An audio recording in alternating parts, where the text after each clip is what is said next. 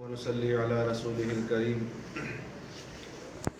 أما بعد فأعوذ بالله من الشيطان الرجيم بسم الله الرحمن الرحيم قال النبي صلى الله عليه وسلم عن عبد الله بن مسعود رضي الله تعالى عنه سألت النبي صلى الله عليه وسلم أي العمل أحب إلى الله قال الصلاة على وقتها صدق الله العلي العظيم۔ حضرت عبداللہ ابن مسعود رضی اللہ تعالیٰ عنہ کی حدیث مبارکہ ہے، روایت کی ہوئی۔ وہ فرماتے ہیں کہ میں نے نبی کریم صلی اللہ علیہ وسلم سے سوال کیا، یا رسول اللہ صلی اللہ علیہ وسلم، اللہ کے نزدیک سب سے افضل عمل کون سا ہے، سب سے محبوب عمل کون سا ہے، اچھا اور پیارا عمل کون سا ہے؟ تو آپ نے فرمایا الصلاۃ علی وقتہا، نماز کو اس کے وقت پر ادا کرنا۔ ایک ہے نماز کا ادا کرنا اور ایک ہے نماز کو وقت پر ادا کرنا۔ تو اس میں جہاں ترغیب دی گئی نماز پڑھنے کی، وہاں پہ دوسری ترغیب ہے نماز کو اس کے وقت پہ ادا کیا جائے۔ اور چونکہ اسلام کا دار و مدار، اسلام کی بنیاد، یہ کتنے ارکان ہیں؟ 5 ارکان۔ حضور صلی اللہ علیہ وسلم سے سوال کیا گیا ہے کہ کتنے ارکان ہیں، تو حضور نے فرمایا بنی الاسلام علی 5 ارکان ہیں، اور ان 5 میں سے ایک کیا ہے؟ نماز۔ اور نماز یوں سمجھ لیں کہ جیسے یہ عمارت ہے، ہمارا اسکول بنا ہوا ہے، اگر اس کی بنیاد نہ ہو تو اس پر ہم کوئی چھت ڈال سکیں گے؟ دیواریں نہ ہوں تو اس پہ چھت آئے گی؟ نہیں آئے گی۔ اگر بنیاد مضبوط ہوگی تو اس کے اوپر جتنی مرضی ہم چھت لمبی، فرسٹ فلور بنا لیں، دوسرا تیسرا چوتھا، جتنے بناتے جائیں بنتے جائیں گے۔ اسی طرح اگر ہمارے دین کی جو بنیاد ہے وہ مضبوط نہ ہوئی تو پھر ہم کس چیز کے مسلمان ہیں؟ تو اس لیے ہم نے اپنی بنیاد کو مضبوط کرنا ہے، اور بنیاد میں کیا ہے؟ سب سے اہم اور ضروری چیز کیا ہے؟ نماز ہے۔ حضرت عمر فاروق رضی اللہ تعالیٰ عنہ کے زمانہ میں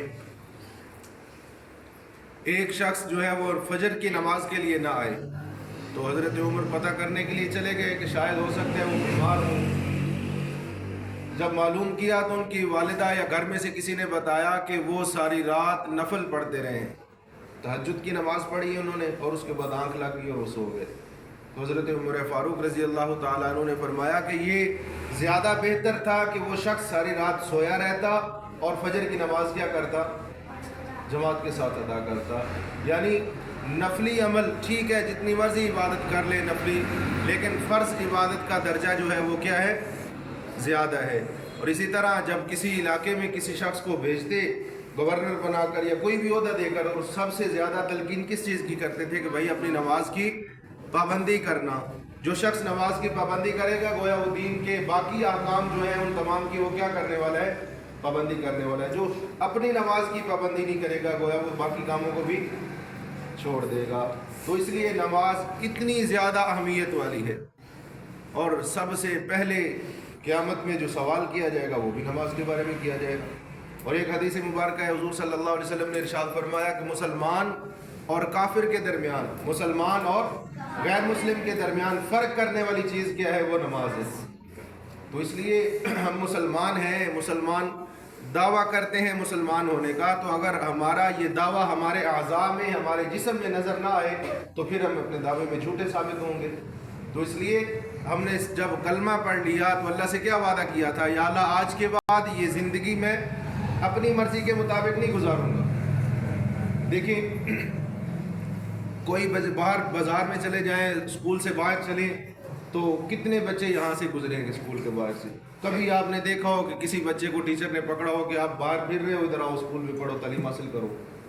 نہیں کرتے۔ کیوں نہیں کرتے؟ اس لیے کہ اس نے اسکول میں ایڈمیشن نہیں لیا۔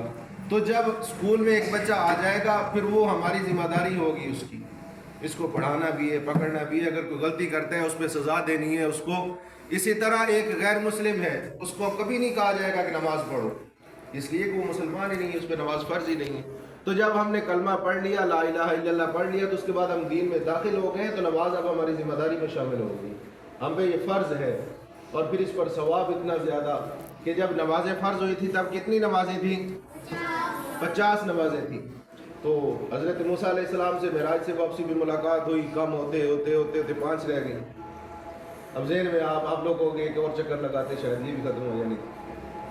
تو 5 نمازیں ہیں، لیکن ثواب کتنا ہے ان 5 نمازوں پر؟ 50 نمازوں کا ثواب ملے گا۔ تو اس لیے ہم نے اپنی جو ہے سب سے اہم جو ہے ہماری ذمہ داری ہے روزانہ کی بنیاد پہ، وہ کیا ہے؟ اپنی نمازوں کا اہتمام ہے۔ اور اگر سکول ٹائم میں نماز آئے گی تو انشاءاللہ کوئی اس طرح کا نظم بناتے ہیں کہ سکول میں آپ لوگوں کی نماز کی ادائیگی کا بھی اہتمام کیا جائے، ٹھیک ہے؟ خوش ہو کے پڑھیں گے؟ اللہ من کی توفیق۔